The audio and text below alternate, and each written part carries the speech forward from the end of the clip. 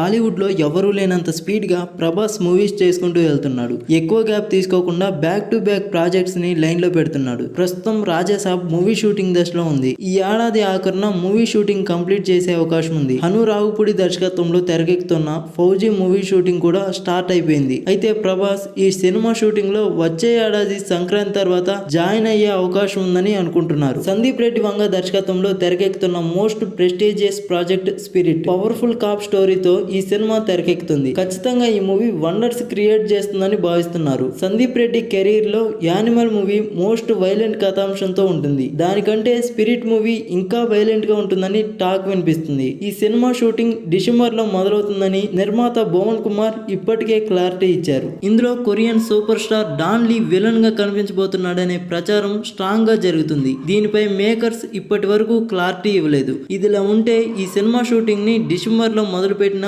ప్రభాస్ వెంటనే జాయిన్ అవ్వరని సమాచారం. 2025 మార్చి తర్వాత స్పిరిట్ షూటింగ్ లో ప్రభాస్ జాయిన్ అవుతారట. అప్పటి నుంచి ఏకదాటిగా ఆ మూవీ షూటింగ్ కంటిన్యూ చేస్తారని అనుకుంటున్నారు. ప్రభాస్ స్పిరిట్ సినిమా కోసం ప్రత్యేకమైన లుక్ లో కనిపించాల్సి ఉంటుంది. ముఖ్యంగా పవర్ఫుల్ మేక్ ఓవర్ లో కనిపించబోతున్నారు. ఫౌజీ సినిమా షూటింగ్ కంప్లీట్ చేశాక స్పిరిట్ కోసం ప్రభాస్ పూర్తిగా డేట్స్ కేటాయించే అవకాశం ఉందని టాక్ వినిపిస్తుంది. హాలీవుడ్ యాక్టర్ డాన్ లీ ఈ చిత్రంలో నటిస్తే మాత్రం ఖచ్చితంగా మూవీకి ఇంటర్నేషనల్ లెవెల్లో గుర్తింపు ఉంటుంది.